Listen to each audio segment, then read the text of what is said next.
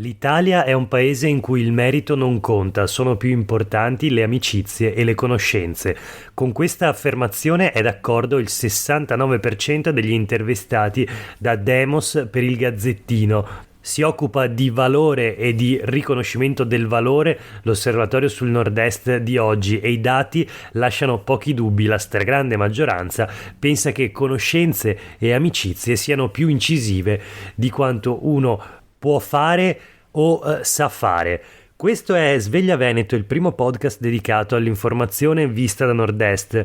Io sono Jack Calcetto, oggi è giovedì 24 novembre 2022, la prima notizia di oggi la troviamo sul Gazzettino, riguarda il sondaggio dell'osservatorio nord-est Demos per appunto il quotidiano Veneto. Conta essere bravi e capaci, ma che meglio le amicizie. 7 su 10 sono convinti che in Italia il valore del merito non sia considerato a sufficienza. Scettici soprattutto gli elettori del Movimento 5 Stelle con punte del 91%, più Europa 86% o Europa Verde Sinistra 83%.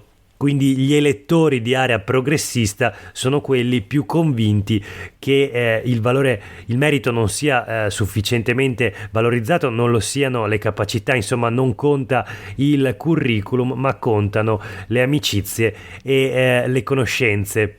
Inteso con questo le conoscenze personali naturalmente. Voltiamo pagina, parliamo e proseguiamo nella rassegna stampa di oggi. Parliamo del maltempo in Veneto, mareggiate, danni per milioni di euro e nel frattempo apre la stagione degli sci. Zaia scrive al governo per chiedere lo stato di emergenza. Union Mare parla di disastri come l'acqua granda del 2019, ora si ricomincia di nuovo. Da Caorle a Jesolo fino a Sottomarina sono spariti chilometri di sabbia e sono state devastate le strutture chiaramente presenti sul litorale. Soltanto a Chioggia 3 milioni di euro di danni alle strutture, oltre 10 milioni nel Veneto. Questo lo dichiara Alessandro Berton di Union Mare sul giornale di Vicenza di oggi. Per quanto riguarda lo sci, invece, da domani al via le prime sciate, ma con un aumento dello ski pass del 10%. Temevo lo slittamento della stagione, ma con la neve ecco le prenotazioni. Questo è Marco Michielli, presidente di Confturismo Veneto. Oggi nel frattempo il Mose dovrà alzarsi per la terza volta in 3 giorni e allora abbiamo sul Gazzettino di oggi l'intervista ad Alberto Scotti, il progettista padre delle barriere mobili. Non sento più il rumore delle polemiche, dice, funziona proprio come l'avevamo pensato, parla di un utilizzo flessibile e chiusure differenziate. E poi il titolo, che è sicuramente molto forte d'impatto: il Mose proteggerà Venezia da acque alte fino a 3 metri, quindi una quota davvero molto elevata, molto più elevata del record storico che ad oggi è di 193 centimetri, l'acqua granda del 1966. Nei giorni scorsi la quota delle alte maree si è fermata a 173 centimetri sul medio mare. In ogni caso la terza acqua alta più importante della storia di Venezia, dopo quella appunto del 66 e la recente acqua granda del 2019. Quando il mare si alzerà fino a 60 centimetri, molti centri dell'Adriatico saranno abbandonati, ma questa città potrà salvarsi, dice sempre Alberto Scotti, progettista padre delle barriere mobili. Gli risponde in qualche modo sul Corriere del Veneto, anche se non si tratta naturalmente di un dialogo voluto e consapevole. Comunque parla Gianfranco Bettin per il movimento del No Mose, intervistato da Monica Zicchiero appunto per il Corriere del Veneto. Il Mose funziona, siamo contenti, dice Bettin, ma il cambiamento climatico lo rende già vecchio. Mentre ci godiamo il risultato, pensiamo cosa farne quando sarà reso inefficace da acque sempre più alte e più frequenti. Gianfranco Bettin, scrittore, sociologo, esponente dei Verdi a Venezia, da Cafarsetti, quindi dal comune al Parlamento, deciso oppositore da sempre del Mose. Dice di non aver avuto alcun ripensamento sull'opera. La nostra critica era che avrebbe fatto perdere un sacco di tempo prima di difendere Venezia, e quella previsione è stata perfettamente confermata. Progettato negli anni 90, doveva essere pronto negli anni 2000, poi nel primo decennio, poi nel secondo, siamo entrati nel terzo e non è ancora finito, anche se è stato messo in opera. Aver scelto il Mose ha torturato Venezia con decenni di acque alte sostenute, medie ed eccezionali, quindi critiche fondatissime. E poi spiega: il Mose non funzionerà per un secolo, quindi ha una data di scadenza. Usiamo il tempo nel quale funzionerà per fare ciò che serve: consolidamento delle rive, investire nella difesa dei litorali su quali si sta abbattendo un disastro climatico, evitare di scavare i canali, ricostruire la morfologia lagunare. Nel frattempo decidere cosa fare del Mose se il mare cresce troppo: una diga fissa con un sistema di scambio artificiale tra mare e laguna e di conche di navigazione adeguate. Riprendere il discorso sul porto offshore, perché visto il trend di innalzamento dei mari sarà quella la soluzione. Questo insomma il punto di vista di Gianfranco Bettin per il movimento ambientalista No Mose.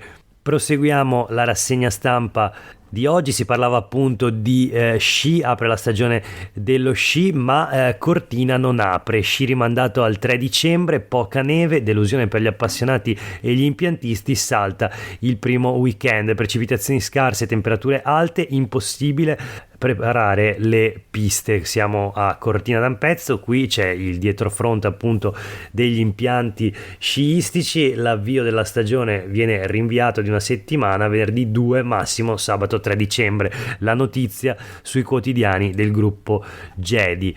Proseguiamo ora la rassegna stampa, sempre sui quotidiani del gruppo Gedi, con una notizia che riguarda però il diritto allo studio e la battaglia degli studenti e dell'opposizione in consiglio regionale sulle borse di studio non pagate, quindi la questione degli idonei non beneficiari. La commissione regionale incalza Zaia, votata a maggioranza la richiesta di rifinanziare i sussidi per i meritevoli. Le forze di opposizione rivendicano il risultato: grazie alla nostra denuncia è emerso il problema, ora il provvedimento dovrà passare in consiglio regionale ed essere votato. C'è la foto sui quotidiani del gruppo Gedi della protesta degli studenti a Padova per le borse di studio. Scholarship now, vogliamo le borse, questi gli slogan sui cartelli degli studenti che denunciano appunto la situazione di 2500 studenti soltanto a Padova che sono vincitori di borse di studio, che però la regione non ha ancora pagato, quindi attendono ancora di avere il sostegno economico che pure gli spetta secondo la legge e secondo il bando regionale stesso. Voltiamo pagina, la politica e la sanità, anzi il sociale: sconti IRAP e aiuti, ma le case di riposo aumentano le rette. Insomma, la politica taglia le tasse alle case di riposo, in particolare alle IPAB. È un taglio dell'IRAP, sembra un gioco di parole ma non lo è, e in particolare è una decisione che da anni era attesa e soprattutto da anni veniva richiesta dalle opposizioni in regione.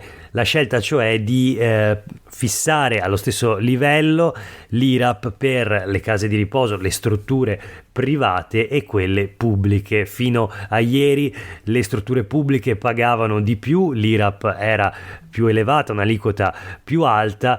Ora finalmente invece l'aliquota è stata unificata, le strutture pubbliche pagheranno finalmente come quelle private, quindi un taglio delle tasse, però il presidente dell'Unione Regionale Istituzioni e Iniziative Pubbliche e Private di Residenza, quindi URIPA, Roberto Volpe, dice: i rincari ci saranno comunque, nonostante dalla regione del Veneto appunto arrivino questi 9 milioni di euro per livellare le tasse e nonostante soprattutto dallo Stato arrivino 50 milioni di euro. In ogni caso le case di riposo alzeranno le rette, questo è l'annuncio di Roberto Volpe, che rappresenta anche le strutture private naturalmente, e quindi questa non è senz'altro una buona notizia per gli anziani veneti e le loro famiglie.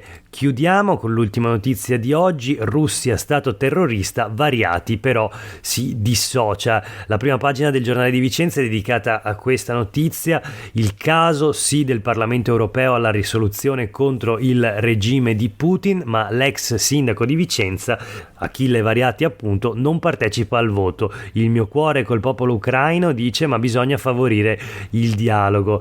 La sua collega Alessandra Moretti del Partito Democratico invece, assieme alla maggioranza, dice voto giusto, violati i diritti umani. Il giornale di Vicenza comunque dedica ampio spazio alla posizione di Achille Variati. Va favorito il dialogo, dice l'ex sindaco di Vicenza, ora europarlamentare, non ha votato appunto al voto sulla risoluzione del Parlamento europeo, dicendo non saranno gli slogan a risolvere un problema complesso. Per oggi è davvero tutto, grazie per aver ascoltato questa puntata di Sveglia Veneto, a tutte e tutti voi una buona giornata.